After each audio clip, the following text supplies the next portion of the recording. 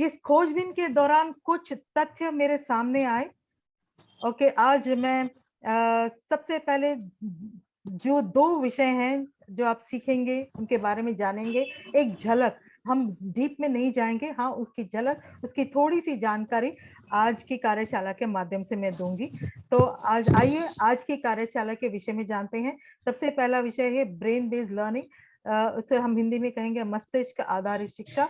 और दूसरा विषय है आज की कार्यशाला में अंग्रेजी भाषा में छात्रों के रिपोर्ट की टिप्पणियां केवल 20 सेकंड के अंदर, वो भी त्रुटि मुक्त और वो भी प्रभावशाली भाषा में कैसे लिखें। हम हिंदी टीचर्स को ये बहुत मुश्किल हो जाती है कि हम अच्छी भाषा में अंग्रेजी में छोटी मोटी एंड द आर्टिकल्स की गलतियां हो जाती हैं। तो इस तरह हमें अपनी बात ना अच्छी तरह से बच्चों के बारे में हम जो पहुंचाना चाहते हैं वो हम नहीं कह सकते। I request everybody to mute. मैंने सभी को म्यूट किया हुआ है, बट फिर भी कुछ आवाजें आ रही हैं। May I request all of you again. मैंने सभी को म्यूट किया हुआ है, फिर भी मुझे ट्रैफिक की आवाज आ रही है यहाँ पर। ओके, तो ये जो छोटी छोटी, इतना ही नहीं, जब हम ये क्या कहते हैं, जब ईमेल लिखते हैं, हमें कोई अपनी आर्टिकल लिखनी होती है, कभी कभी हमें इंग्लिश में स्पीच देना पड़ता है, या फिर कुछ भी जब अंग्रेजी में चाहिए होता है, खासकर जब हमें रिपोर्ट राइटिंग करनी होती है, वहां पर हम थोड़ी सी हम घबरा जाते, मेनली समय बहुत लगता है। तो ये जो ऐप है ये हमारे 20 सेकंड के अंदर हमारी रिपोर्ट को तैयार करेगा। और क्या क्या कर सकता है ये ऐप, मैं आज इसका डेमो दूंगी। ठीक है, तो सबसे पहले हम शुरुआत करते हैं कि ये ब्रेन बेस्ड लर्निंग है क्या, मस्तिष्क आधारित शिक्षा क्या है। तो मैं हमेशा सोचा करती थी कि हम जब सीखते हैं, जब बच्चा सीखता है भाषा या फिर कुछ सीखता है, वो कैसे सीखता है, सबसे अच्छा तरीका कौन सा है। हम सब जानते हैं। अब देखिए, ये देखिए, बाय डूइंग, अगर बच्चा कुछ करेगा, करके सीखेगा प्रैक्टिकली, तो वो ज्यादा उसे याद रहता है। सुन के सीखना, करके सीखना, है ना, देख कर सीखना। जब बच्चा कुछ देखता है, वीडियो देखता है, तो देखता है, तो विजुअल्स कहेंगे हम उसको, इमेजेस कहेंगे। किताबों में भी आजकल बहुत सी इमेजेस होती हैं, वीडियोस दिखाए जाते हैं। तो आजकल ज्यादा कक्षाएं में इन सभी मल्टीमीडिया का प्रयोग हो रहा है। तो ये इन सभी में से कोई सबसे अच्छा तरीका कौन सा है? ठीक है, तो ये प्रश्न मेरे दिमाग में हमेशा आता था, लेकिन भाषा सीखने का सबसे अच्छा तरीका कौन सा है? तो मैं, teacher, have you ever asked this to yourself? क्या कभी आपने ये प्रश्न अपने आप से पूछा है? क्या मेरा शिक्षण मस्तिष्क के अनुकूल है? Is my teaching brain friendly? See, brain, सारे कार्य हैं हमारे, जो मेन जो जैसे कंट्रोलर है, ये हमारे इस ऑर्गन से होता है, मस्तिष्क के द्वारा होता है ना, सीखने का कार्य, करने का कार्य, महसूस कार्य, इमोशंस, है ना, ये सभी कार्य हमारे मस्तिष्क से द्वारा ही हमारे नियंत्रित होते हैं। तो सीखने का भी नियंत्रित है। लेकिन ये जो सीखने की प्रक्रिया है, मस्तिष्क से क्या जुड़ा है, क्या इन दोनों में संबंध क्या है? How does the brain learn, क्योंकि यहीं पर है। तो ब्रेन के लिए, मस्तिष्क के लिए सबसे अच्छा तरीका कौन सा है हमारा? हम यहाँ पे सीबीएसई, आईसीएसई अच्छा है, सीबीएसई अच्छा है, या स्टेट अच्छा है, मेरा तरीका अच्छा है, आपका तरीका अच्छा है, ये सब किनारे पर रखिए। अरे भाई, बच्चों का ब्रेन, बच्चे बैठे हुए, वो ब्रेन से अपने मस्तिष्क के द्वारा अपने ये सभी सभी चीज को सीखेंगे। तो ब्रेन के लिए किस तरह से, कौन से मेथड के द्वारा ये सबसे अच्छी तरह से सीखता है? तो यहाँ पर ये न्यूरो साइंस के अनुसार कुछ यहाँ पर रीडिंग्स हैं, कुछ सर्वे किया है, तो ये देखते हैं झट से, फटाफट हम देख लेते हैं। जब रीडिंग करते हैं ना, the cone of learning, after 2 weeks we tend to remember. 2 week के बाद भाई हमें कितना याद रहता है?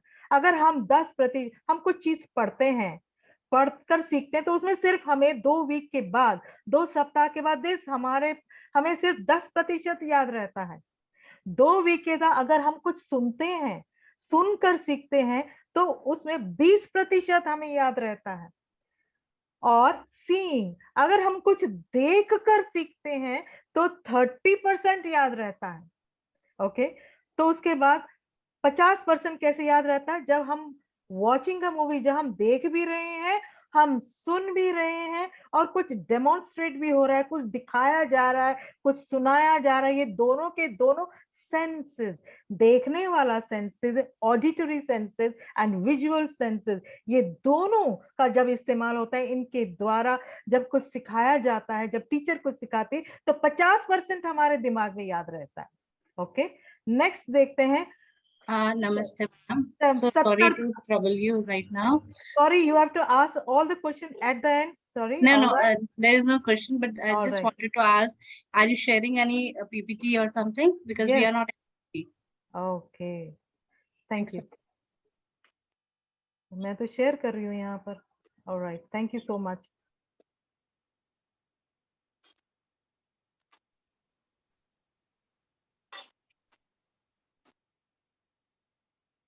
Okay, मैं फिर से शुरू करती हूँ. Yeah. Okay.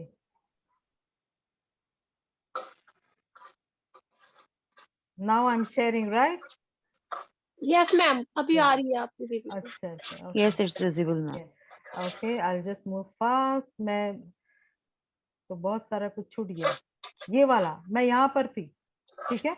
हाँ, ये है द कोन ऑफ लर्निंग, जो साइंटिस्ट ने, न्यूरो साइंटिस्ट ने ये देखा है कि हम सबसे ज्यादा चीज किस तरह से हम याद रखते हैं, सुन के, देख कर. ठीक है, तो कौन सा मोड सबसे अच्छा है?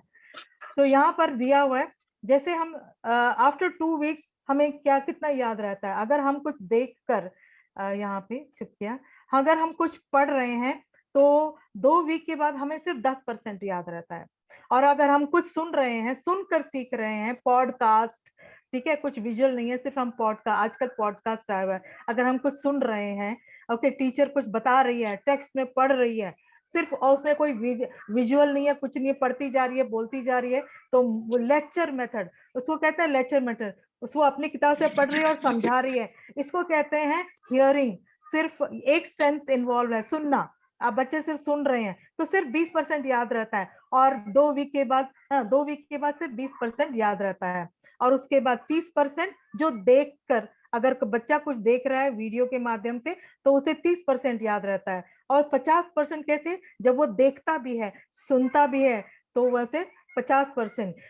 उसके बाद participation and discussion and giving a talk, जब बच्चा डिस्कशन में इन्वॉल्व होता है, जब बहुत सारी डिस्कशन हो रही है निबंध के लिए, निबंध के द्वारा मतलब कोई टॉपिक लिया गया है, फिर टीचर बोर्ड पर लिख रही है, मुख्य जो उसका उद्देश्य है, पॉइंट्स हैं, कीवर्ड्स हैं, माइंड मैप द्वारा कुछ प्रदर्शित भी किया जा रहा है, और बच्चे इन्वॉल्व हो रहे हैं, तो यहाँ पर 70% बच्चे इस तरह से सीखते हैं और याद रखते हैं. 70% उन्हें याद रहता है 2 वीक के बाद भी.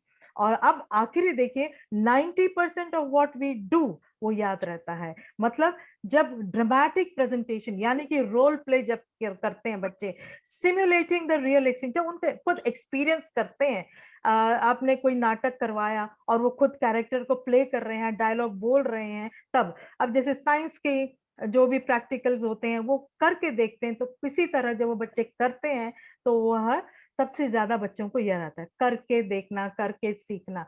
ऑलराइट, सो इस तरह से ये बनाया गया है.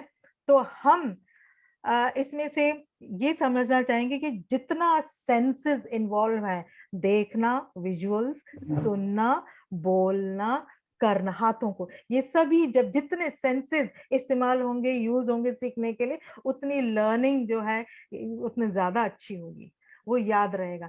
ये हम एजुकेटर्स हैं, तो हमें इतनी छोटी सी ये चीजें है ना, हमें ध्यान में रखने, इसीलिए कहा जाता है कि दिखाया जाए जितना हो सके, और सुने भी और करें भी. तो ये सभी चीजें हमारे ये जो भी हम कार्य करें, गतिविधि करें, सिखाएं, ध्यान से.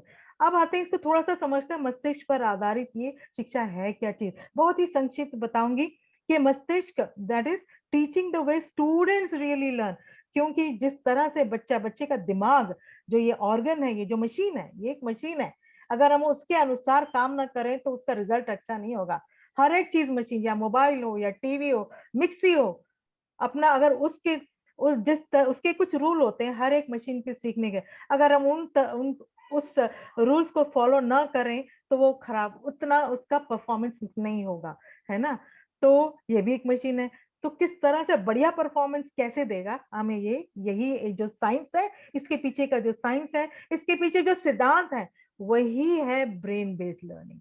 अगर हम उन कुछ सिद्धांतों को, चाहे 100% नहीं, कुछ सिद्धांतों को भी हम अपने सिखाने में, अगर हम उन्हें अप्लाई करें सिद्धांतों में अपने क्लासरूम में, तो फिर उसका रिजल्ट डेफिनेटली अच्छा आता है। तो देखते हैं ये है क्या, छोटी सी डेफिनेशन है। मस्तिष्क आधारित शिक्षा सिखाने और सीखने का वह तरीका है जिस तरह से मस्तिष्क को स्वाभाविक रूप से सीखने के लिए डिजाइन किया है। और ये मशीन है, ये जो दिमाग है, ये स्वाभाविक रूप से जो तरीके होते हैं वो अगर हम अपनाएं तो सबसे ज्यादा सीखता है। यह मस्तिष्क से संबंधित विषयों के ठोस शोध पर आधारित है। ये मेरा नहीं है, ये जो न्यूरो साइंटिस्ट ने जो शोध किया है, the way of learning, best way of learning is a brain based learning, तो उस पर आधारित है, उस शोध पर आधारित है। और ये कोई टिप्स या ट्रिक्स पद्धति नहीं है, मैं कोई टिप्स या ट्रिक्स देने यहाँ पे है ही नहीं, उसकी बात ही नहीं हो रही है। यह एक बहुविषयक दृष्टिकोण है जो मौलिक प्रश्न पर निर्मित है कि मस्तिष्क के लिए क्या अच्छा है। ओके, मस्तिष्क के लिए क्या सबसे अच्छा है, वो तरीका अपनाने से हमारा जो लर्निंग होगी, एंगेजमेंट होगी बच्चों की, एंगेजमेंट को लेकर जो समस्याएं हैं वो थोड़ी सी कम होंगी, है ना। मुझे जो क्या अच्छा लगता है नहीं सोचना, टीचर्स को I like this method, I love this method, मुझे ये पसंद नहीं, मुझे नहीं, बच्चों के मस्तिष्क के लिए, उनके लिए जो अच्छा, वो भी उस एज के लिए, जिस एज ग्रुप के बच्चों को आप पढ़ा रहे हैं, वो तरीका है, वो हमें अपनाएंगे तो रिजल्ट अच्छा आएगा। यह सीखने के बारे में सोचने का एक तरीका भी है। भाई सीखता कैसे है, लर्निंग कैसे होती है, यह एक शिक्षक के रूप में अपनी जिम्मेदारी निभाने का एक तरीका है। मैं वही कह रही थी, हमें अपनी जिम्मेदारी, जब हम कक्षा में होते हैं, हमारा सारा फोकस ये होना चाहिए कि बेसिक आर दे लर्निंग, कि जो इन्फॉर्मेशन ले रहे हैं उनका लेने का बढ़िया तरीका कौन सा है, मैं उन तरीकों पे काम करूं, ना कि मुझे जो कंफर्टेबल लगे। ओ ये बहुत मुश्किल है, होता है कभी कभी, ये सब कौन करेगा, ये बहुत मुश्किल है। चलो किसी से मटेरियल ले लिया, चलो कर दिया छुट्टी, मेरा लेसन तो हो गया, मेरा सिलेबस तो हो गया, मेरा कैरिकुलम हो गया, पढ़ा दिया, अब बच्चों की आगे ऊपर डाल दो। बच्चे नहीं पढ़ते, बच्चे करेंगे अपना, उनका काम है, उनकी जिम्मेदारी है, मेरा काम तो खत्म, मेरा सिलेबस खत्म। ऑलराइट, बट यस, अपने अपने परसेप्शन है, ठीक है। यस, हाउ, ओके, नाउ जब ब्रेन बेस की बारी आती है, मैं छोटा सा ये कहूंगी कि सेकेंड लैंग्वेज टीचर्स को, खासकर सेकेंड लैंग्वेज को हम किस तरह से ब्रेन बेस्ड लर्निंग को इंटीग्रेट करें।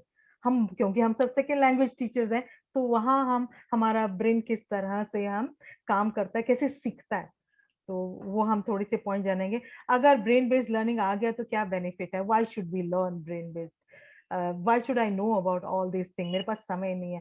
लेकिन अगर थोड़ा सा हम ध्यान दें तो हाउ ब्रेन वर्क्स, एक टीचर नो, तो सारा फोकस जो होगा, वो जो अटेंशन होगा, बच्चों, टीचर उस पर ध्यान लगाए कि मेरे बच्चों को मैं इस तरह से सिखा रही हूँ, सबसे सही तरीका है, क्योंकि बच्चे सबसे ज्यादा अच्छे, और उसी वक्त रिजल्ट पता चल जाएगा। टीचर को पता चल जाता है कि बच्चों ने अच्छी तरह सीखा या नहीं। यस, तो when teacher understand this concept, it helps to keep diverse learners engage. तो आप देखेंगे कक्षा में कितने एंगेज्ड हैं बच्चे, कितने इन्वॉल्व हैं, कितना पार्टिसिपेशन कर रहे हैं, तो वहीं पे पता चल जाता है मैक्सिमम रिटेंशन कैसे होगी, टीचर्स को पता चल जाएगा। ये छोटी छोटी जो विधियां हैं, वही हमारी ट्रेनिंग का मुख्य उद्देश्य है। छोटा सा बदलाव करें तो फिर उसका हमें वही चाहिए, मैक्सिमम रिटेंशन, ज्यादा से ज्यादा बच्चे याद रख सके लेसन। जो आपकी थोड़ा बहुत तरीका वही रखेंगे, लेकिन थोड़ी सी बातों को हम ध्यान रखें, तरीकों को बदलें, हमें भी मजा आने वाला है, क्योंकि ये मस्तिष्क जो है ना, उसे फन बहुत पसंद है, मजे मजे में सीखना बहुत पसंद है, गेमिफिकेशन के द्वारा सीखना बहुत पसंद है, मजेदार क्रिएटिव देखना बहुत पसंद है, कुछ करके देखना बहुत पसंद है। तो इन छोटी छोटी चीजों में बदलाव लाए, तो ऐड करें apart from the what you are doing, तो रिजल्ट मैनी फोल्ड हो जाएगा। और ये जो टीचिंग मेथड्स हैं बहुत सूटेबल हैं बच्चों के लिए, ठीक है। Use strategy and improve learning environment, ये बहुत बहुत बहुत इंपॉर्टेंट है। आपके तरीके अच्छे, बढ़िया से बढ़िया किताब है, टीचर भी बहुत अच्छी है, ओके, लेकिन अपनी कक्षा का जो एनवायरनमेंट अगर ठीक नहीं है तो बस एकदम सीखने की जो प्रक्रिया है एकदम ठप हो जाएगी, क्योंकि आपने अपनी कक्षा के एनवायरनमेंट को, वातावरण को खुशनुमा बनाया है कि नहीं। आपके बात करने का तरीका, टोन, डांटना, कैसे आप एक एक बच्चे को कैसे एड्रेस करते हैं, उसके सेल्फ एस्टीम को बिना धक्का दिए किस तरह से आपसे समझाती हैं, खुले में सभी के सामने क्रिटिसाइज नहीं करना, और एवं अगर प्रशंसा भी करनी है तो वो भी कैसे करनी है, बहुत बढ़िया किया, very nice, what was nice, तो उसके काम की प्रशंसा कीजिए। ये जो तुमने उत्तर लिखा है, इस तरीके से जो लिखा है उसके काम की प्रशंसा, तो वो काम बार बार करेगा, ठीक है। सो appreciate the work, the better things what the child is doing. तो अप्रिशिएट करने के भी बहुत से तरीके होते हैं, प्लीज ध्यान रखिएगा। बहुत खुशनुमा, सारी घर की परेशानियों को दूर रख, कक्षा के वातावरण को आप जितना अच्छा रखेंगे, फ्रेंडली रखेंगी और फियर नहीं होगा। अगर उस डर में बैठा हुआ, बाप रे मेरी टीचर क्या पूछने वाली है, वो जो डर में बैठता है ना, मुझे हिंदी नहीं आती, I don't know what she is going to ask, वो डांटने वाली है, she is going to upset, she is going to be upset, वहां जब डर आ गया, एकदम सीखने की प्रक्रिया बिल्कुल दिमाग ब्लॉक हो जाता है। अब ये सोचिए कोई घर के सामने, घर में अचानक एक अजनबी आ गया, हमारा दिमाग काम करता है? नहीं करता, हम सोच ही नहीं पाते। हम सोचते हैं ओके मैं बहुत स्मार्ट हूँ, I can handle any situation, लेकिन जब ऐसा कोई मौका आपकी जिंदगी में अचानक कोई अजनबी आ गया, हाँ, हमें हमारा दिमाग काम नहीं करता, क्या? ये होता है डर। डर है ना, ब्रेन की सोचने की शक्ति को एकदम खत्म कर देती है। तो प्लीज अपनी कक्षा के नेक्स्ट ईयर तैयारी कीजिए, आप अपनी का जो अपना बिहेवियर है, वातावरण है, टोन है, फ्रेंडली रखिएगा, पर साथ में बाकी चीजों का भी ध्यान रखना है। तो overall who understand how the brain learns a second language can create teaching strategy, tailoring the teaching to meet the students specific needs and create more supportive and positive learning। तो पॉजिटिव एनवायरनमेंट के साथ, बहुत positive support के साथ हम थोड़ी बहुत कुछ स्पेसिफिक स्ट्रैटेजीज करेंगे, सीखेंगे कुछ एक दो आप, ओके। तो सबसे पहले तो हाउ डू वी अप्लाई। अब प्रश्न होता है भाई मैं क्या करूं, ब्रेन बेस कैसे। तो सबसे पहले मैं एक चीज बताना चाहूंगी, हमारी सबसे ज्यादा ये जो हमारे जो सेंसेस हैं, देखना, सुनना, हम इन सभी के द्वारा हम ज्ञान प्राप्त करते हैं ना। सबसे ज्यादा इंस्ट्रक्शन जो होता है, पावरफुल जो सेंसेस है वो है हमारी visuals. Using visuals for kids in the education, अगर हम अपनी किसी सिखाने की प्रक्रिया में हम विजुअल्स को यूज कर रहे हैं, समझा रहे हैं ग्रामर के, खासकर व्याकरण है, लेसन है, तो बहुत ही इफेक्टिव। अब वे क्यों होगा, मैं फटाफट बताती हूँ कि क्यों विजुअल्स दिखाना सबसे ज्यादा फायदेमंद है। ये है ब्रेन बेस्ड लर्निंग, सबसे पावरफुल तरीका, और आज हम यही सीखने आए हैं। Children are visually wired, 50% of the brain is involve in visual processing. जैसे आप एक चित्र दिखाते हैं ना, तो वहां 90% बच्चों को समझ में आ जाता है, because they are visually wired. हम सब देख के ज्यादा सीखते हैं। अगर 3-4 साल के बच्चों को कार्टून दिखाइएगा, कोई फ्रेंच की, कोई इंग्लिश की, इंग्लिश आती नहीं है लेकिन वो हंसाएगा, उसको जैसे सब कुछ समझ में आ रहा है। आपने नोट किया होगा कुछ चीजें उसे भाषा नहीं समझ में आती, लेकिन वो सब समझ रहा है बिकॉज वो देख रहा है। और हमें भी अगर आपको मलयालम पिक्चर दिखा दें तो आप समझ लाएंगे, भाषा नहीं आती बट समझ जाएंगे, राइट। तो ये है विजुअल्स का impact, because 90% of kids are visual learners. आपकी कक्षा में 90% और बच्चे जो है विजुअल लर्नर्स है, देखकर सीखने वाले। और नेक्स्ट है क्यों हम विजुअल यूज करें, मैं वो बता रही हूँ। 70% of all the sensory receptor are in their eyes. जो सबसे ज्यादा रिसेप्टिव ऑर्गन है हमारी आंखें हैं। हमारी आंखों के द्वारा बहुत सारी हम इंफॉर्मेशन को अंदर ब्रेन में, अपनी शॉर्ट टर्म मेमोरी में से भी, फिर लॉन्ग टर्म मेमोरी में भी वो एम्बेड हो जाता है, वहां रहता है ज्यादा समय तक अगर हम कुछ देखें तो।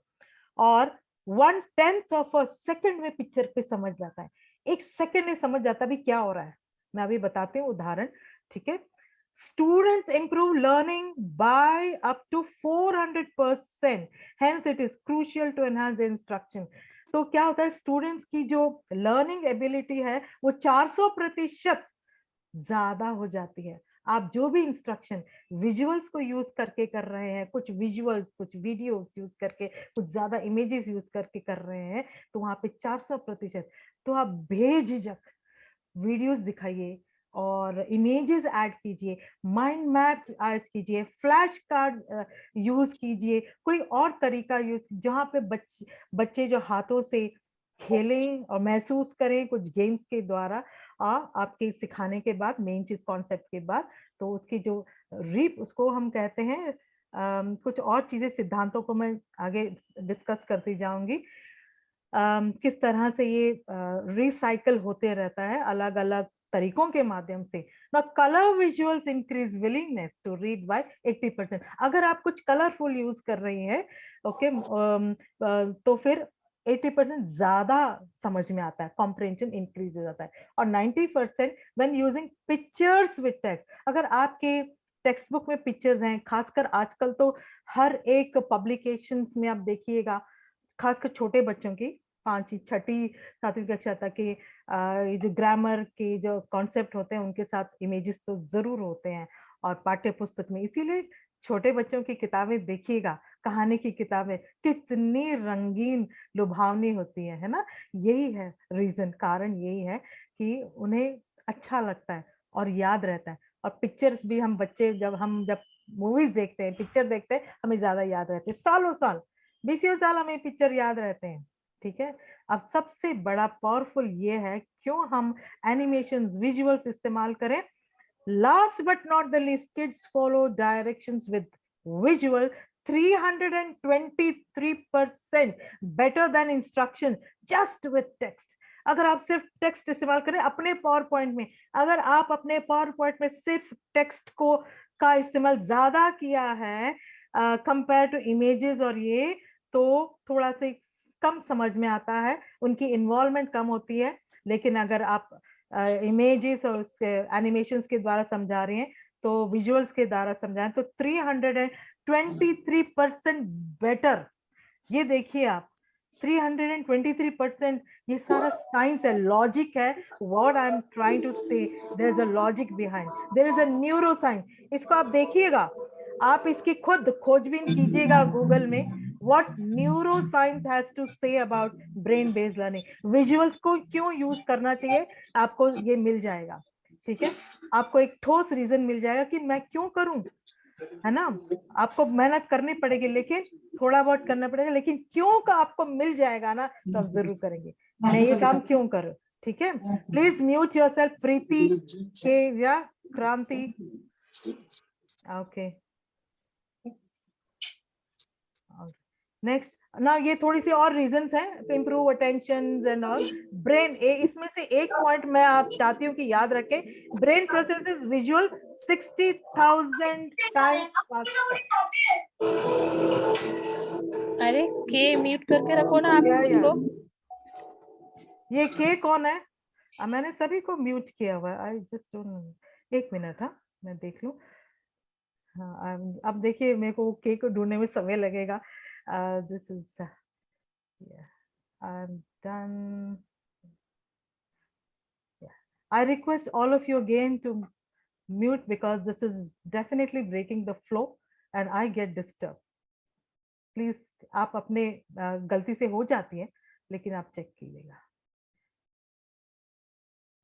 मीन्स आप अपनी तरफ से मैंने कर दिया है, मैंने सभी को कर दिया है mute all. I don't know what happened, right. तो मैंने किया हुआ है, सभी को म्यूट किया हुआ है। ओके, तो ये मेन रीजन इतना याद रखिएगा कि ये जो 60,000 टाइम्स ये पावरफुल है।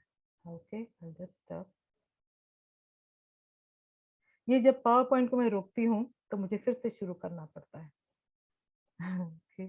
ये technical glitch, I just can't help.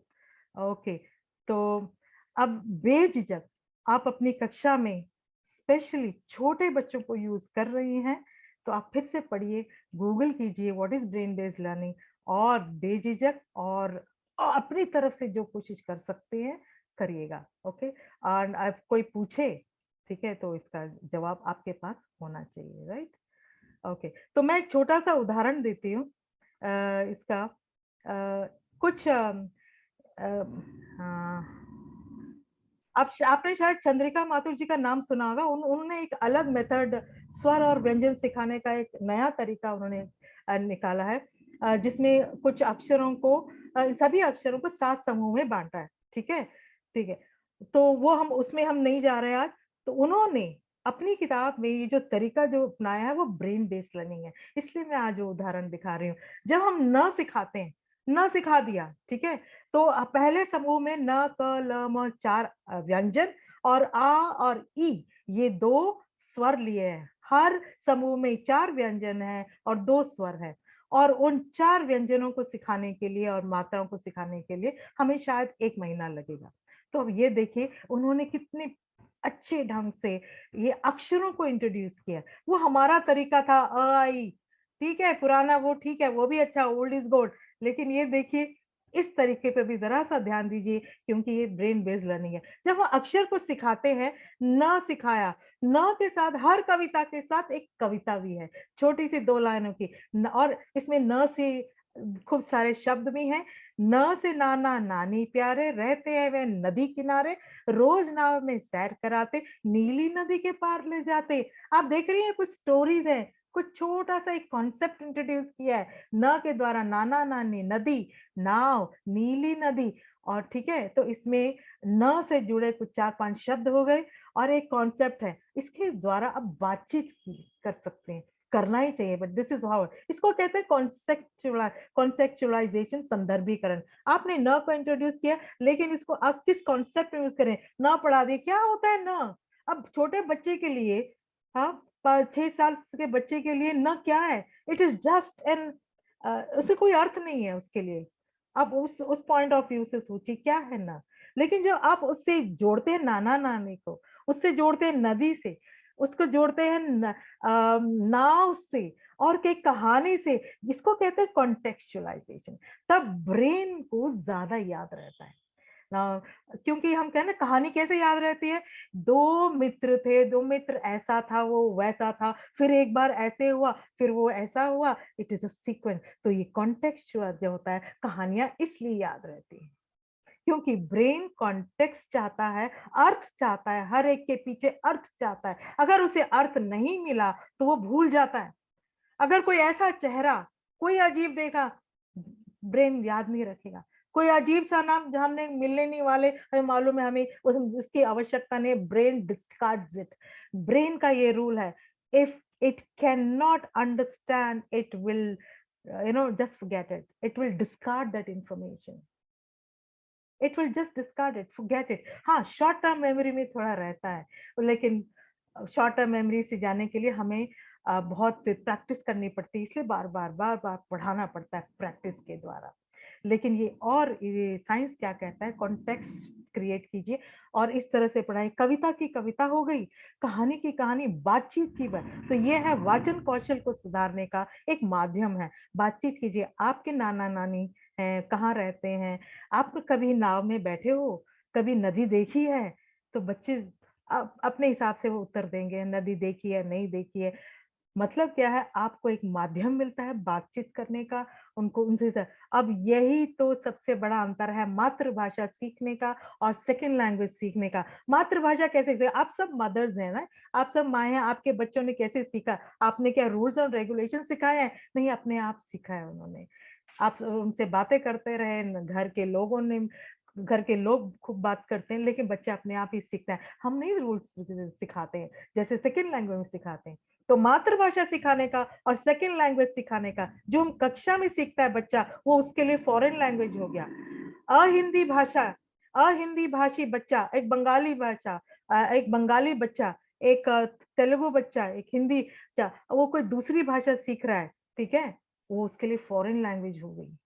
हम उसे सेकंड लैंग्वेज के नाम से कहते हैं, बट उसके लिए एक फॉरेन लैंग्वेज है जो वो अपने घर में नहीं सुनता है।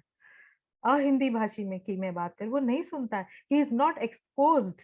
अब यहाँ पे कर्नाटक में सेकंड लैंग्वेज हो गई कन्नड़ा। घर के पेरेंट्स उनकी मातृभाषा हिंदी है, अब कन्नड़ उस बच्चे को कैसे आएगी?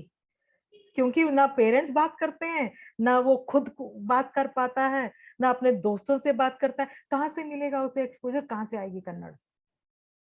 तो जितना एक्सपोजर कम है, वो कम सुनता है, आसपास की जिंदगी से कुछ उससे जुड़ा नहीं है, तो बहुत कम मतलब क्या, उसे मुश्किलें आती हैं। ये है हिंदी भाषा या कोई भी सेकंड लैंग्वेज की ये चुनौतियां, बिकॉज फिर बहुत कम बात करता है, एक्सपोजर है, आप तो यही जानते हैं। तो क्या है, हम अच्छा ये पहली कक्षा से जब आप सिखा रहे हो, पहली या फिर एलकेजी से, जिस किसी कक्षा से आप सिखा रहे हैं हिंदी, तभी से बातचीत कीजिएगा, expose the child to the real life environment के, तो वहां पे बच्चों को ज्यादा याद रहेगा ना। इसी तरह से अब हर एक अक्षर से, ये मेरा डिजिटल, ये चंद्रिका माथुर जी का तरीका है, बहुत ही, ये मैंने 6-7 साल माल्यादिति में पढ़ाया हुआ, और 1 महीने के अंदर, ओके एक चीज शायद आगे आएगा शायद, तो 1 महीने में कितने शब्द सीख लेता है। तो ये डिजिटल एक्सप्रेशन बनाया हुआ है मैंने।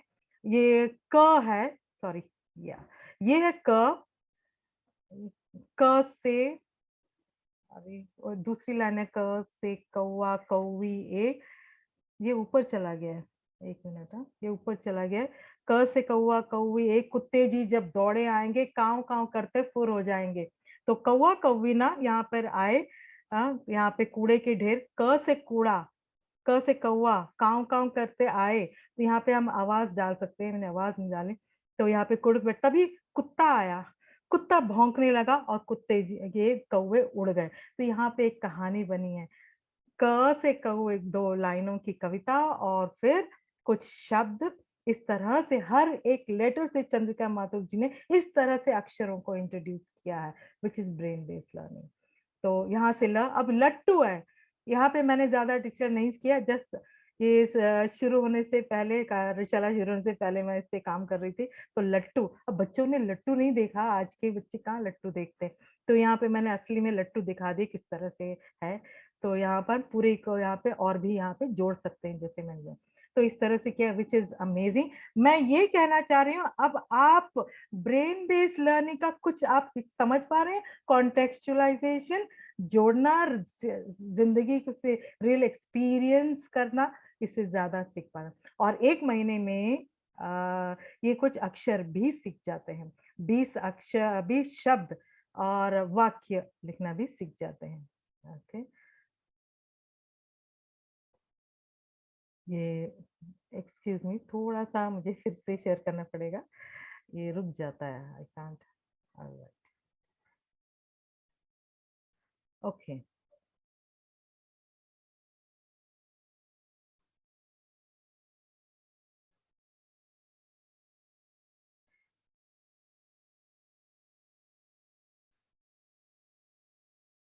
हाँ, मैं ये दिखा रही थी, आई एम शेयरिंग राइट, गुरुराज, क्रांति, एनीबडी, एक थम्स अप दिखा दीजिए। Yes, we can see, ma'am. Thank you, thank you. Okay, so इस तरह से ना लेटर्स, ये शायद ये ऊपर चला गया थोड़ा सा, late me just show you, ये क से कौवा कौवी एक, बैठे हैं कूड़े पर देख, या कुत्ते जी जब दौड़े आएंगे, काव काव करते फुर हो जाएंगे। तो एक छोटी सी एक कहानी यहाँ पे बना दी है, इस तरह से बच्चे याद रखते हैं। तो इसी तरह हर एक लेटर पे यहाँ पे भी लट्टू करके दिखाया हुआ है, और ये जब मैं स्लाइड शो करती हूँ तो ये लट्टू घूमेगा।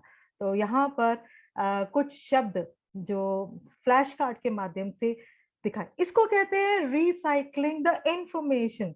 एक ही बारे में बच्चा सीख गया, हमें एक्सपेक्ट नहीं करना चाहिए, उसको अलग अलग तरीके से अलग वीडियो में सिखाएंगे तो वो याद आता है। ये ब्रेन बेस का एक और सिद्धांत, contextualization, first is visual, then contextualization, story के माध्यम से कॉन्टेक्ट करो या, ठीक है, और उसके बाद फ्लैश कार्ड दिखाओ और उसकी तस्वीरें दिखाओ, ठीक है, और उसके बाद हाथ से अगर आपके पास है, इसको कहते हैं रिसाइकलिंग। आपने इंफॉर्मेशन अलग अलग तरीके से दिखाई, इसको कहते हैं रिसाइकलिंग। जैसे एक प्लास्टिक को रिसाइकल किया जाता है, इंफॉर्मेशन को नए तरीके से किया, तो इसको कहते हैं रिसाइकलिंग।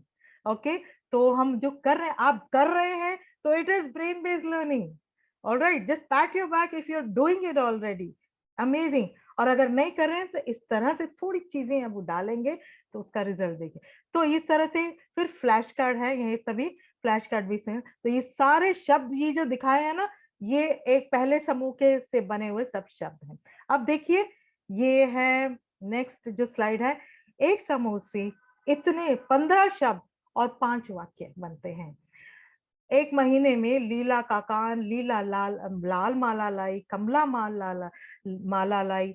तो ये सही इनके अंदर ये सेंटेंसेस मीनिंगफुल है। इसको कहते हैं generating concepts.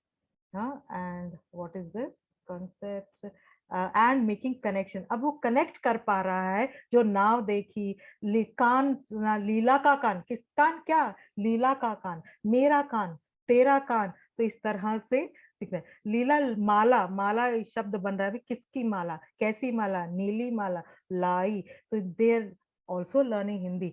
Just imagine the first month.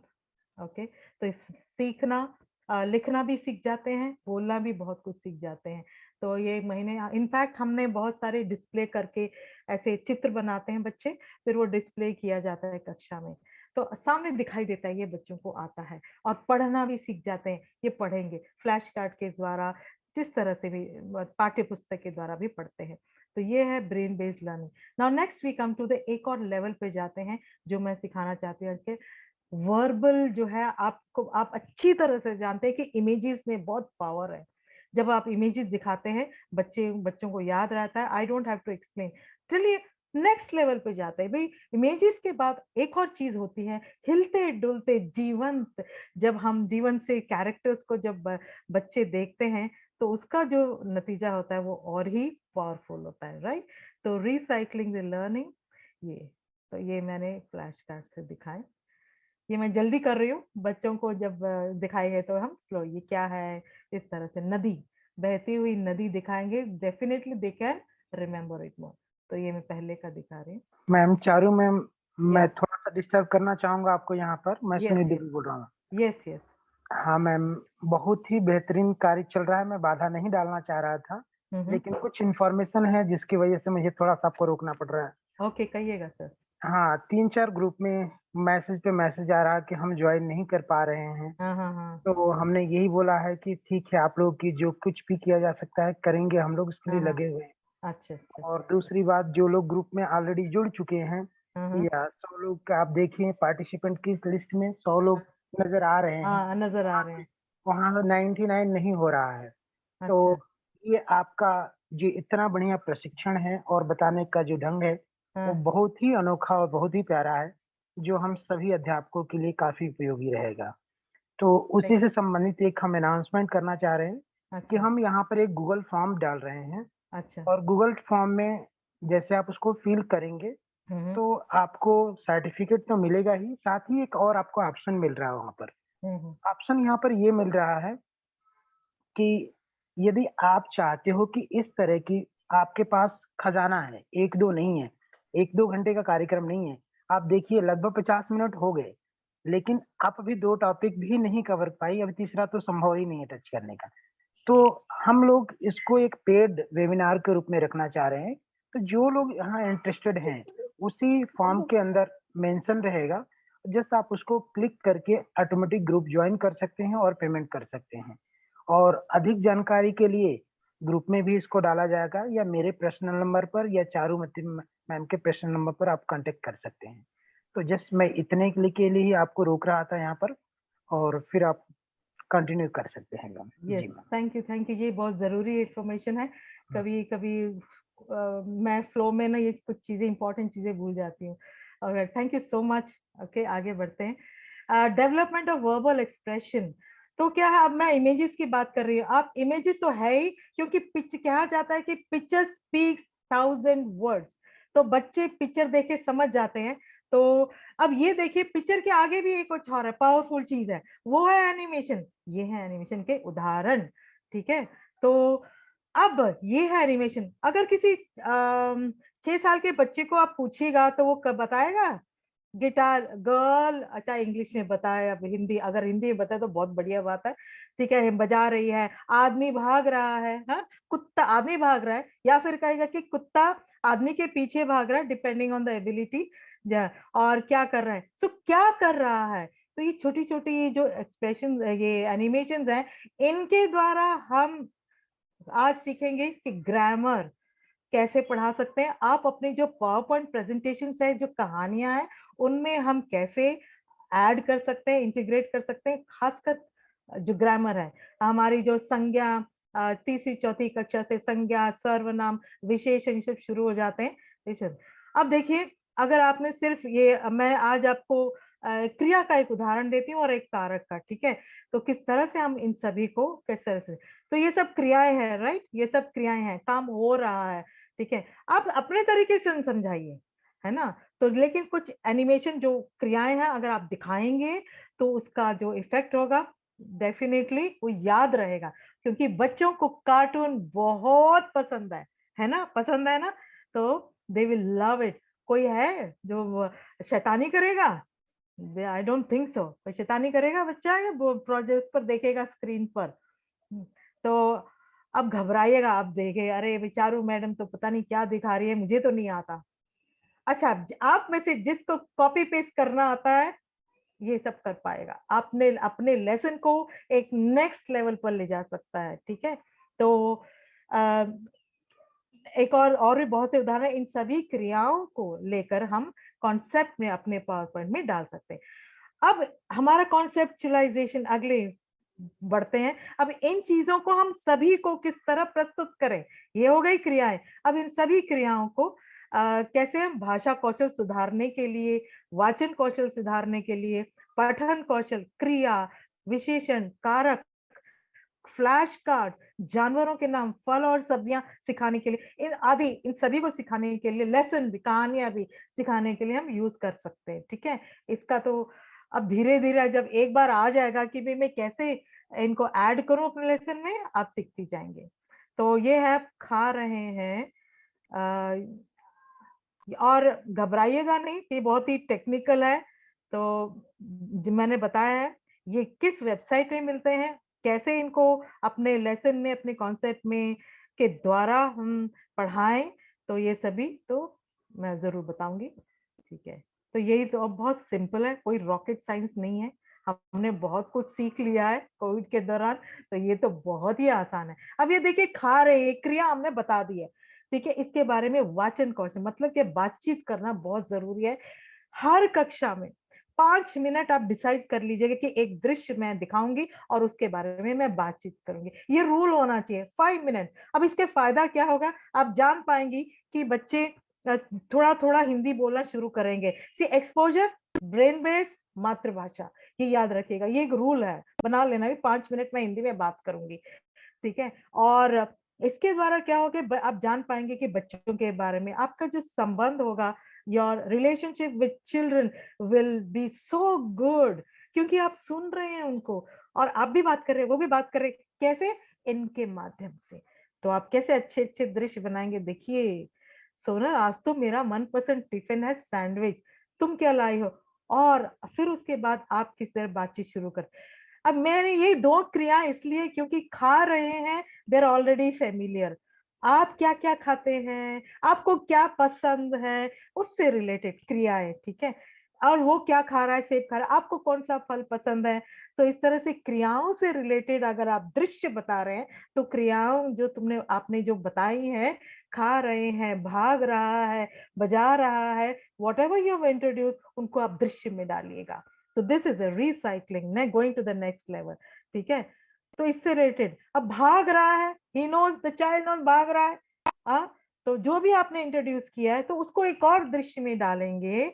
तो ये, अब ये देखिए, ये लड़का भाग रहा है, इसके हम क्या, ओ ये क्या भाग रहा है। अब ये है high order thinking skill, developing critical thinking skill. ये जो एनईपी कह रहे हैं कि हमें क्रिटिकल थिंकिंग स्किल बनाना, भाई कैसे, हमें बहुत आसान है कि जरा प्रश्न पूछकर, जो इंक्वायरी बेस्ड लर्निंग, क्यों भाग रहा है, अच्छा क्या आपके साथ कभी ऐसे होता है, तो वो बच्चे बताएंगे, मैं भी शायद देर से उठा हो, शायद ये है, शायद वो है। डेफिनेटली 4 बच्चे तो कुछ ना कुछ जवाब जरूर देंगे। कोई एक टीचर बताएगा कि इसको दिखाकर बच्चा जवाब देगा या नहीं? ओ क्या हो रहा है? अरे बस जा रही है, उसके पीछे भाग रहा है, क्यों? पता नहीं क्या सोच रहा है। क्या आपके साथ कभी ऐसा हुआ है? Can anybody tell me, share me, क्या बच्चे इसको देखकर कुछ बातचीत करेंगे या नहीं? आपके प्रश्नों के जी जवाब। मैम, जी मैम, मैंने आपकी पिछली कार्यशाला की थी, तो हमारा अभी ना पाठ्यक्रम लगभग पूरा खत्म हो चुका था, और मैंने ऐसे ही आपने दिया था, तो मैंने ऐसे ही एक एनिमेशन लेके अपनी 5वीं कक्षा में दिखाया था, और मैंने बच्चों को बोला कि इसे देख के लिखिए। तो हाँ बहुत सारे बच्चे जो नहीं भी लिखना जानते थे, मतलब इतनी हाँ कल्पना नहीं कर सकते थे, तो हाँ 5 से 10 वाक्य सभी बच्चे लिखने में मतलब ओह सक्षम यस, थे। और मैंने एक्सेलेंट। अपनी अपनी टीम में भी ये एक्सपीरियंस साझा किया, तो उनको ये बहुत बेहतर लगा। हाँ तो हाँ, धन्यवाद मैम, ये सब छोटी-छोटी थैंक चीजें यू। हम नहीं सोच पाते हैं। Thank you so much. अब अभी शुरुआत तो हो गई है, करेंगे। छुट्टियां आ रही हैं तो हम सही समय पर हम जुड़ रहे हैं। गर्मी की छुट्टियों में हम सब सीखेंगे, ठीक है? अच्छा, अब एक और नेक्स्ट लेवल, ये सारी क्रियाएं हमने बगीचे में डाल दी। इसके बाद बैकग्राउंड चेंज हो गया, ठीक है? बैकग्राउंड चेंज हो गया, अब गिटार भी बज रहा है, बच्चे क्या क्या कर रहे हैं इसको चित्र। अब क्या कहते हैं, चौथी कक्षा के बच्चे तीसरी कक्षा से बातचीत कर सकते हैं, दूसरी कक्षा में बातचीत कर सकते हैं। अब वो तीसरी चौथी में आएंगे, अब वो चित्र प्रस्ताव भी लिखने के लिए तैयार हो रहे हैं। सी दे, आप उनको मोल्ड कर रहे हैं धीरे धीरे धीरे, अब वो लिखने के लिए तैयार हो रहे हैं। अब 4-5 वाक्य तो लिख लेंगे चौथी कक्षा के बच्चे, है ना? अब देखिए, अब इसको और इंटरेस्टिंग बनाने के लिए मैंने यहाँ पे हम म्यूजिक भी ऐड कर सकते हैं। म्यूजिक म्यूजिक सुनाई दे रहा है? हाँ जी मैम, हाँ जी ma'am. Okay okay, thank you. Yes ma'am.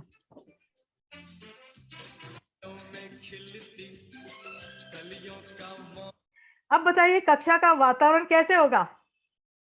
हाँ, उदास, सीरियस, रोचक, रोचक। रोचक। अब मम्मी मस्त। भी मस्त, है ना? आप भी डांस कीजिए, बच्चे भी डांस करेंगे। ये है क्रियाओं से हम क्रिया सिखाने से शुरू किया था। ओके, तो यहाँ पर हम पहुंचे। इसके बाद ऑफ कोर्स डिफिकल्टी के हिसाब से कक्षा में उसके हिसाब से आप एनिमेशन यूज कर सकते हैं, धीरे धीरे धीरे आगे बढ़ सकते हैं। But yes, ultimately what I am teaching you is use the animation, और ये एबिलिटी आपको तैयार कीजिए कि वो लिख पाए, बात कर पाए और लिख पाए। और धीरे धीरे जब 6-7 जैसी कक्षा होगी, उतने डिफिकल्ट आप एनिमेशन लेंगे। ये छोटे छोटे नहीं, ये तो बहुत आसान है। अभी तो बहुत डिफिकल्ट इंटरेस्टिंग जैसी कक्षा होगी, जो भी टॉपिक होगा, आपके लिए ये एनिमेशन मौजूद है। ये मैंने नहीं बनाए, ओ माय गॉड, मुझे नहीं आता ये सभी। आप बनाएंगे, अब बनाएंगे भी नहीं, आपको सिर्फ कॉपी पेस्ट करना है। ऑल राइट, और ये कहाँ से करना है? कितने कॉपी पेस्ट करने के लिए वहां से लिया और पेस्ट किया, वहां से लिया और पेस्ट किया वहां। लेकिन आप सोच आपकी, अस्पताल का आप सीन दिखाना चाहते हैं, रेलवे स्टेशन का दिखाना चाहते हैं, बगीचे का दिखाना चाहते हैं, ऑलराइट, जंगल का दिखाना चाहते हैं, जानवरों का। ऑलराइट, सो ये आपका विषय आपके ऊपर है। फाइन, तो ये मैंने सिंपल वाला दिखाया, तो इस तरह से आप ये ऐड कर सकते हैं। ओके, ये अब मेरी गाड़ी यहाँ पे फिर से रुक गई। పొద్దున పౌడర్ సాయంత్రం వేసుకుంటా. ऑल राइट, सो इस तरह से हम आगे बढ़ते हैं। ये तो मैंने एक एग्जांपल लेना, और ग्रामर में क्या क्या कर सकते हैं मैं दिखाना चाहूंगी। ये है, एक मैंने उदाहरण दिया है, हाई ऑर्डर थिंकिंग स्किल। बच्चों को बताना नहीं है कुछ। దీనికి చేరమంటావా ఇవి?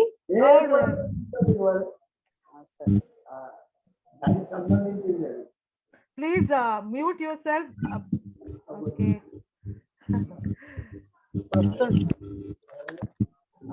ओके, बार बार मैंने म्यूट किया हुआ है। Alright, yes. तो ये एक मैं उदाहरण दे रही हूँ, आप कुछ भी ना बताइए, सिर्फ चित्रों के द्वारा बच्चों को सोचना है मम्मी क्या कह रही है। ऑलराइट, सिर्फ ये एक अलग उदाहरण है, ये भी आप सीखेंगे। हाई ऑर्डर थिंकिंग स्किल, जो एनईपी कहता है कि we should develop critical thinking skill. High order, बच्चों को सोचने दीजिए।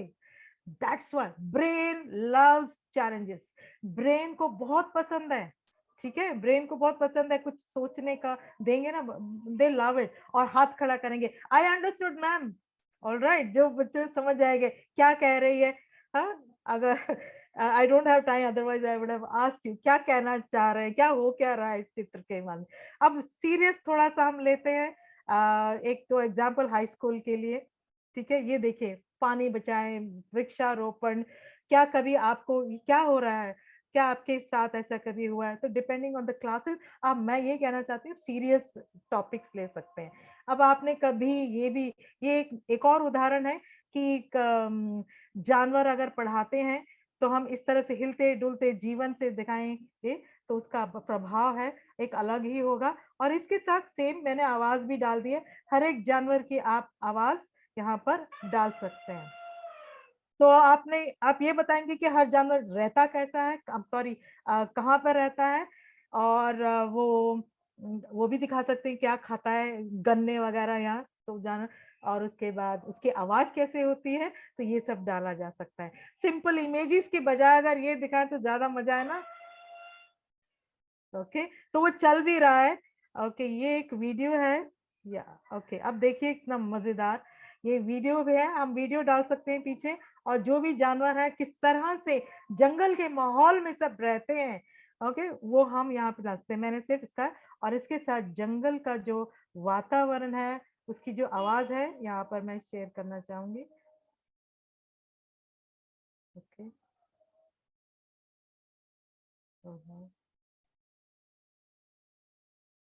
ओके, इसकी एक आवाज है, ये जंगल की आवाज है, ठीक है। इसी तरह से सभी जानवरों की आवाजें भी डाली आई है।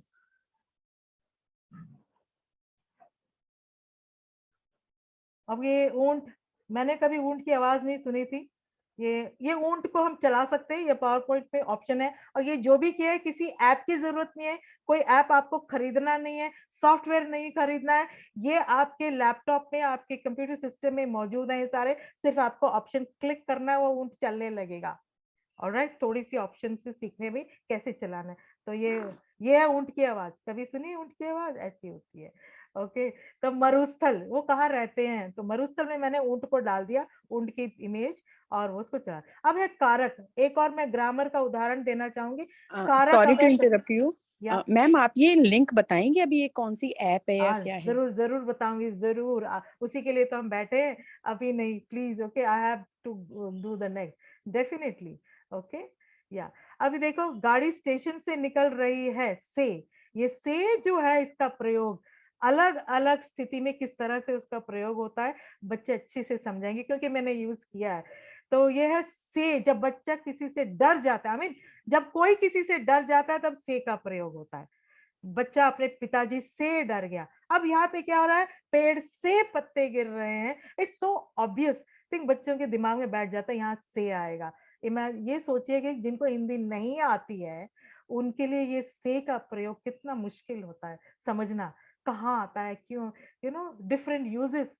जिनको हिंदी आती है उन्हें लगता है अरे से तो बहुत आसान होता है, लेकिन जिन्हें नहीं आती है उनके लिए मुश्किल हो जाता है, कहाँ कहाँ से का प्रयोग। नेहा सोहन से लंबी है, जब कंपैरिजन आता है तब। तो ये है जब पेड़ से ये छुप गया, ये कुल्हाड़ी से काट रहा है, तो जब कोई काम किसी से किया जाता है तो इस तरह से क्रिया, एक वचन, बहुवचन, मुहावरे, लिंग, विलोम शब्द, पर्यायवाची शब्द, सभी जितने भी ग्रामर के अध्याय हैं आप इस तरह एनिमेशंस के द्वारा आप बहुत ही इंटरेस्टिंग अपने पावर पॉइंट में डालिए। आप जो भी कर रहे हैं पावर पॉइंट में डालकर, और साथ में टेक्स्ट भी लिखकर, जैसे मैंने टेक्स्ट भी लिखा हुआ है, और थोड़ी सी एनिमेशन डाले, अगर नहीं एनिमेशन मिले तो इमेजेस डालिए, तो कितना प्रभावशाली हो जाएगा आपका पीपीटी। अब किताब से पढ़ाने का तो जमाना थोड़ा सा गया, I think we'll have to slightly change our method. आप कर चुके हैं बट यस, थोड़ा सा सुधार। अच्छा, इसी तरह से लिंग, वचन, पर्यायवाची, संधि, समास, शब्द भी हम इस्तेमाल कर सकते हैं। फ्लैश कार्ड्स भी हम यहाँ पे एनिमेशन के द्वारा, शब्दों में एनिमेशन भी हम दिखा सकते हैं, शब्दों को एनिमेट करके हम दिखा सकते हैं।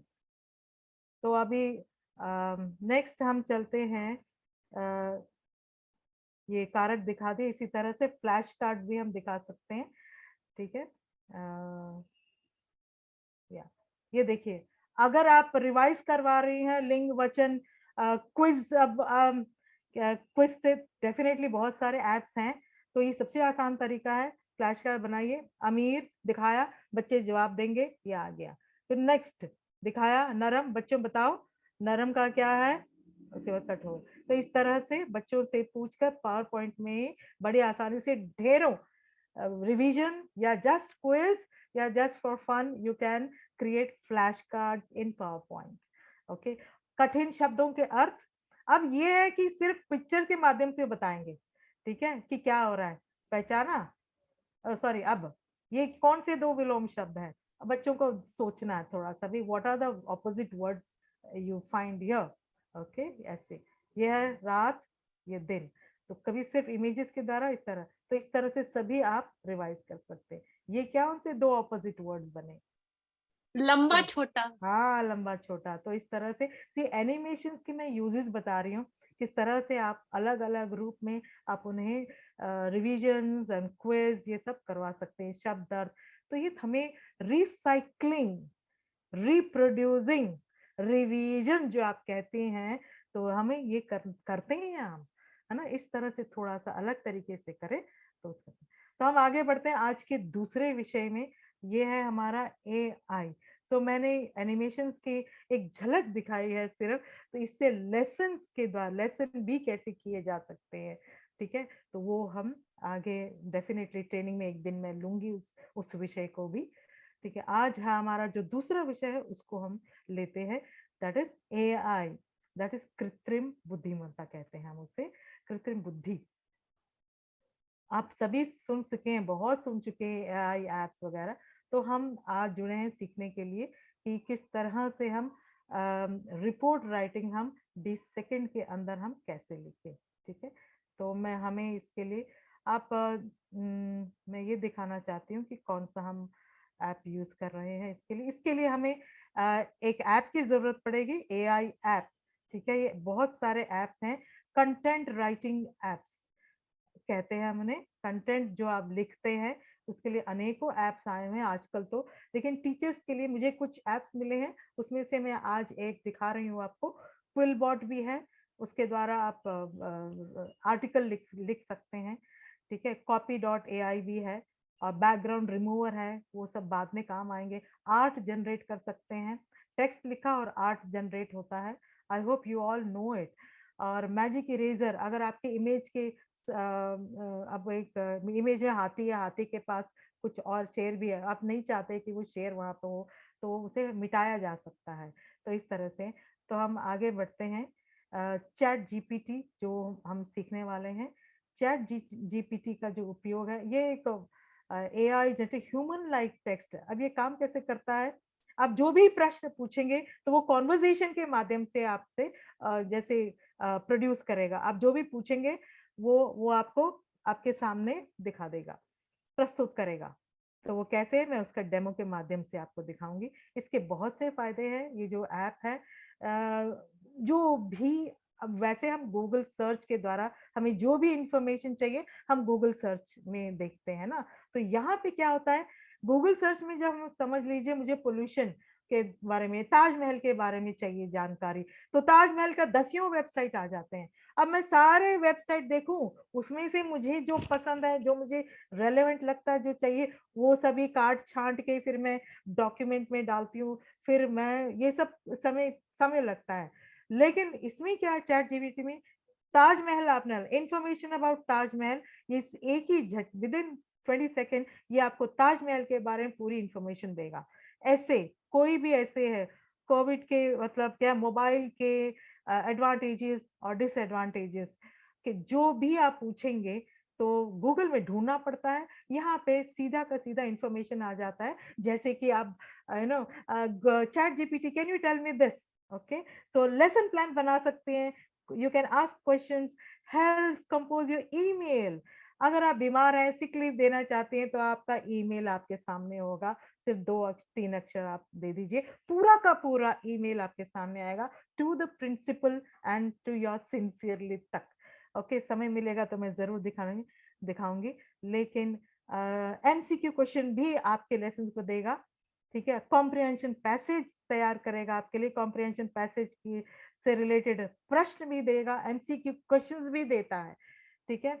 ये इंग्लिश का काम बहुत बढ़िया करता है। हिंदी में आपको भाषा, आपकी भाषा को थोड़ा सा उसको सुधारना पड़ेगा, देखना पड़ेगा, स्पेलिंग वगैरह, लैंग्वेज बहुत हाई होती है इसकी, तो भाषा को आपको थोड़ा सा देखभाल करके, जैसे कि गूगल में समस्या आती है वैसे कभी कभी आ जाती है, लेकिन गूगल से बेटर है ये। कैन राइट स्टोरीज, कहानी लिखेगा आपके लिए रेसिपी लिखेगा, ट्रांसलेट इंग्लिश टू हिंदी, किसी कठिन शब्द, ये बहुत काम की चीज है हम टीचर्स के लिए। आपके पाठ में जितने भी कठिन शब्द हैं हिंदी के, और हमें जरूरत पड़ती है बच्चों को समझाने के लिए कभी इंग्लिश के शब्द उनके लिए, तो आप सारे हिंदी के शब्द डाल दीजिए और कॉमा कॉमा डाल के, और वो सभी मीनिंग्स आपको दे देगा, ठीक है, किसी भी भाषा में। वैसे मैंने अभी तो हिंदी कन्नड़ा ट्राई किया है, अगर आप बाकी भी चाहिए, बट अभी तो हमें यही चाहिए, तो मैंने इंग्लिश के शब्द कॉमा डाल के पाठ के जितने भी कठिन शब्द डाल दिए, सभी उसने दे दिया। तो चलिए एक डेमो हो जाए यहाँ पर, लेट्स वॉच चैट जीपीटी। आप प्लीज नोट कीजिए अभी इस ऐप का नाम, ठीक है। और मैडम एक मिनट, यस,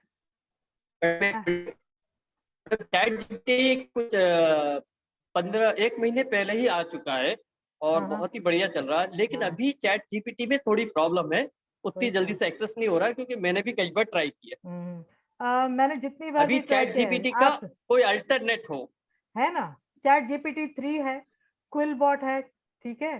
चैट जीपीटी 3 हाँ भी उतना ही क्विलबॉट काम बढ़िया करता है, क्विलबॉट भी है, क्विलबॉट से भी अच्छा चैट जीपीटी 3 है, बिल्कुल वैसे ही है, लेकिन आज मैं चैट, हाँ ऑल्टरनेटिव है, तो आज मैं चैट जीपीटी दिखाऊंगी, और आने वाले ट्रेनिंग सेशन में और जो 5 हैं, copy.ai, राइटर, राइट सोनिक, ये सारे प्लीज टीचर्स एक्सप्लोर।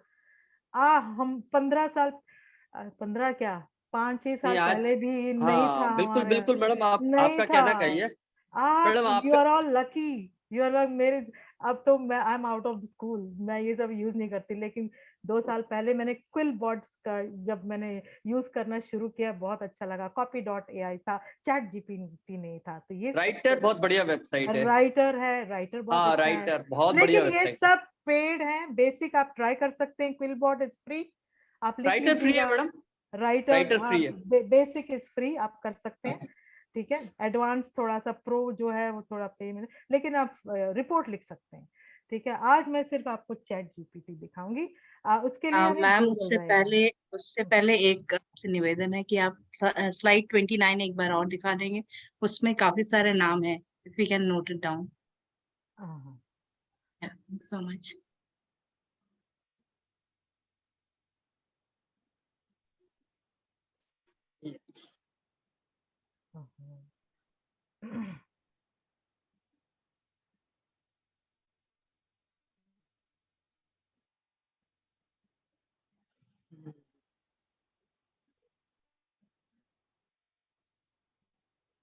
ये वाला आप ले लीजिए पिक्चर जिसको चाहिए। Yes ma'am, thank you. QuillBot ChatGPT copy AI background remover, okay okay, ये हमें जरूरत पड़ेगी एनिमेशन के बैकग्राउंड पर निकालने के लिए कभी कभी, ठीक है।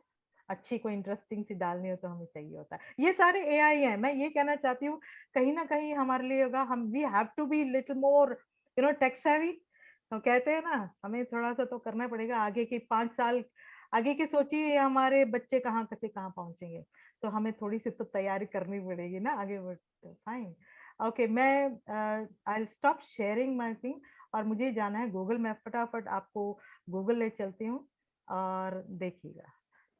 ओके,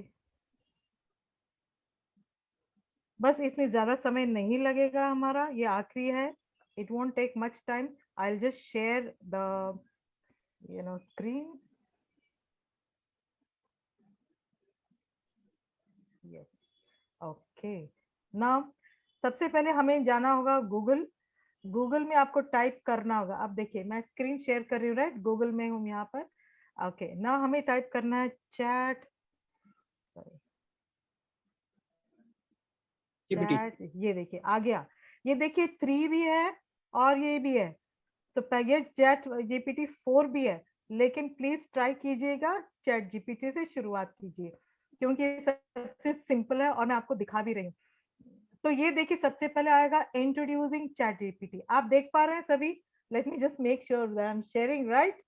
ओके, जी मैम। yes, okay, so या मैम introducing या introducing chat gpt, यहाँ जाइएगा।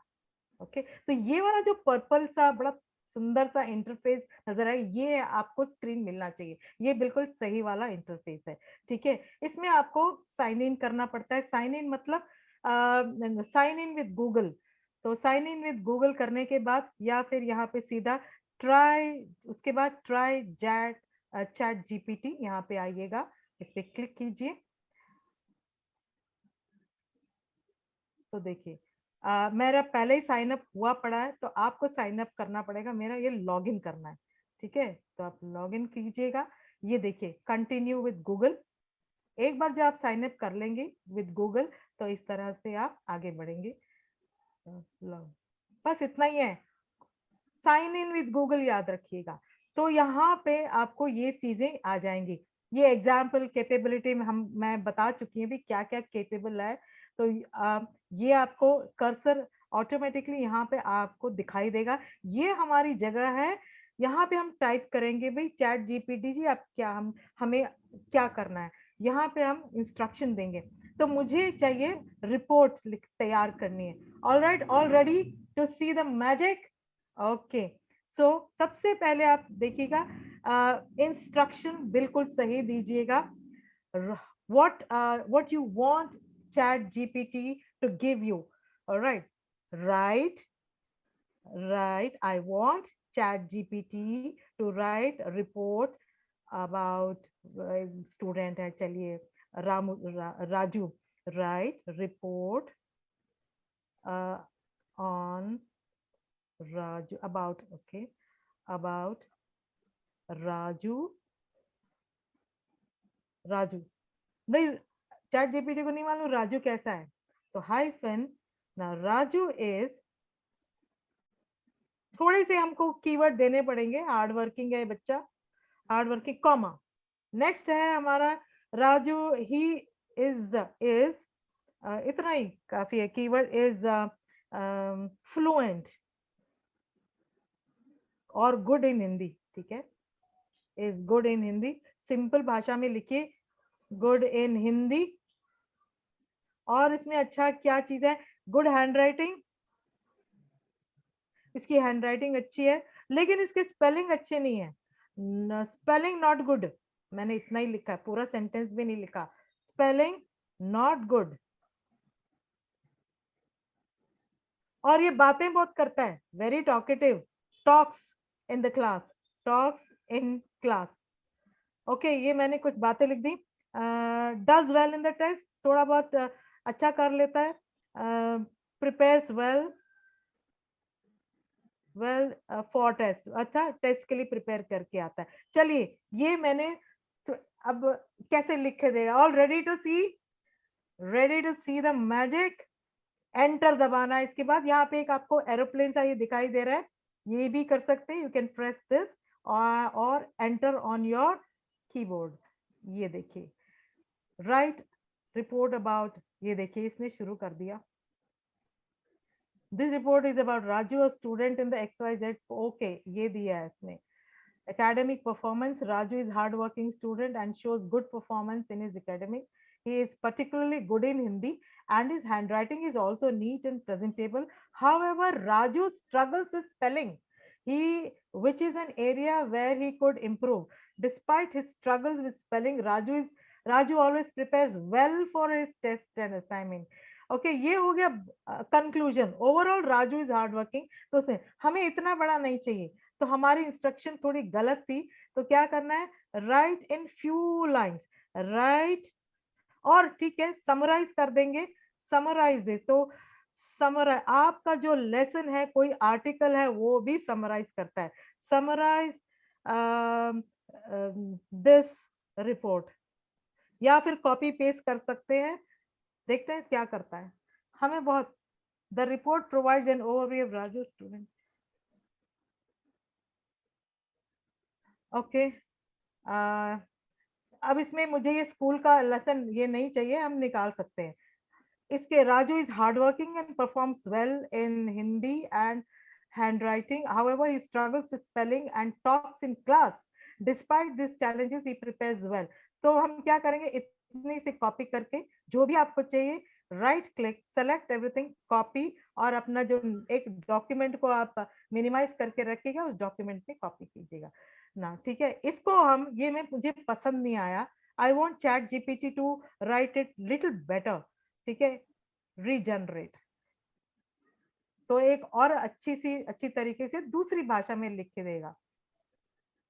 Raju is hard work, yes, जितनी बार क्लिक करेंगे उतनी बार अलग अलग रिपोर्ट देगा। या जितनी बार लिखेंगे उतने अलग अलग लिखेगा। हाँ, आप चेक कर सकते हैं, चेक कर सकते हैं। 5 बार लिखोगे 5 बार रिपोर्ट देगा, 10 बार लिखेंगे 10 बार लिखेगा, लेकिन डिफरेंट रहेगा। यस, लेकिन अलग रहेगा, जनरेट भी लिख सकते हैं, अलग रहेगा, definitely. Generate report about report comments, right, report comments, ये ज्यादा बेटर रहेगा। Report comments about, okay, Neha, then hyphen, then you can write she is very obedient. तो हमेशा आप स्टार्ट करते हैं ना एक पॉजिटिव स्टेटमेंट से, हाँ, गुड इन स्पीकिंग हिंदी, कुछ कर दिए, speaking, struggles in spelling, struggle करती है इन स्पेलिंग, वॉइस चला गया, spellings, talks in the class, notes, well behaved। चलो आप अपनी स्टूडेंट्स के हिसाब से ऐसे लिखते जाइए। आप देखिए कैसे मैंने लिखा है, जनरेट रिपोर्ट कमेंट्स, ये सही है comment. Neha is very obedient, अब इसने पैराग्राफ में दे दिया, you can join everything. Neha is obedient student who always follows instruction. Neha is excellent communication skill in Hindi and is able to express herself confidently and clearly. While Neha demonstrates good behavior in the classroom, she struggles with spelling, which is an area where she could improve with additional support. अब देखिए chat GPT उसको solution भी दे रहा है कि बच्चा क्या करे। हमें हमारा काम ये नहीं कि भाई ये इसमें अच्छा नहीं है, इसमें अच्छा है। We as a teacher we have to give the solutions also. सिर्फ ये नहीं क्रिटिसाइज नहीं करना कि ये अच्छा नहीं है वो ना अच्छा है। So this is what is the best way of writing report. Neha's positive attitude and well-behaved demeanor makes her pleasure to have in classroom. Although Neha struggles with spelling, she has very strong ethics and always tries her best in her academic endeavors. Neha's willingness to learn and improve along with her good behavior and okay, बढ़िया है। How is this report? आपके HOD, आपके principal definitely आपसे तो बहुत खुश होने वाले हैं। ये सारा मैं कॉपी करूंगी और राइट क्लिक, इसको कॉपी करके मैं अपने डॉक्यूमेंट में स्टोर करती जाऊंगी। It's will be like a database. ऐसी नेहा जैसी एक और लड़की है, नेहा का नाम बदल के आप दूसरे राहुल का नाम लिख दीजिए, रीजनरेट कीजिए थोड़ी बहुत कीवर्ड, तो एक और रिपोर्ट जनरेट हो जाएगी। सिर्फ कीवर्ड चेंज कर दीजिए, not good in reading, good in this, good in that, not good, इतना ही यूज कीजिए। Struggles, these are the keyword. Struggles, finds it difficulty, not fluent, ठीक से पढ़ नहीं पाता, नॉट फ्लुएंट। ये आप 4-5 कीवर्ड जो हैं फॉर जनरेटिंग रिपोर्ट ये लिखते और बस नाम चेंज करते जाइए। आपके 2 दिन का काम सिर्फ आधे घंटे में खत्म होने वाला है। तो धीरे धीरे आप सीख जाएंगे। शुरू में पता नहीं चलेगा, बट यही चीज है। एक टर्म में थोड़ा मुश्किल होता है, उसके बाद तो आपके पास रेडी होगा, फटाफट 20 मिनट में आपके 20-25 रिपोर्ट तैयार हो जाएंगे। ऑलराइट, तो इसी हिसाब से समराइज भी करता है, लेसन प्लान क्रिएट करता है। आप टॉपिक दीजिए, right about pollution, right about pollution in Hindi, तो ये लिख देगा। वैसे तो सब कुछ मौजूद है, लेकिन क्या है ये अलग लिखता है। हिंदी में देखते हैं कैसे लिखता है। बस ये मेरा आखिरी डेमो है and we'll be finishing it in another 1 minute. Hindi में लिखेगा मैडम, मैंने प्रैक्टिस किया, ट्राई किया। ये लिखेगा, तो मैं सिर्फ एक बार हिंदी का दिखाना चाहती हूँ। ये थोड़ा लिखेगा, बहुत सोच रहा है चैट जीपीटी हिंदी में सोच रहा है ये देखिए थोड़ा धीरे हो जाती है इसकी स्पीड। प्रदूषण उसके बाद थोड़ी फास्ट हो जाती है। प्रदूषण दुनिया, और ये देखिएगा बिल्कुल अलग लिखता है, गूगल से बिल्कुल अलग लेख आपके लिए तैयार होगा। आप क्यों गूगल से लें, आपके जो राइट थोड़ी सी एटलीस्ट आइडिया तो ले सकते हैं, एक ड्राफ्ट आपके लिए तैयार हो सकता है। इसके बहुत कारण, इसके जो समाधान है तो वो भी लिख देगा। तो it is little slow but ये हिंदी में लिखता है और भाषा बहुत ही सुंदर, बहुत अच्छी भाषा। इसके कारण माना और इंट्रोडक्शन, इसके कारण क्या है, समाधान क्या है, वो सभी लिखता है। Okay, right an essay on pollution, तो फिर बढ़िया लिख देता है। ठीक है, आप ट्राई कीजिएगा। This is taking little time, so I will stop. Please explore this amazing app chat GPT which is free. ठीक है, आप ये फ्री है। Alright, so I will stop sharing this. Alright, now your questions please. मैं यहाँ recording stop करती हूँ। Okay madam.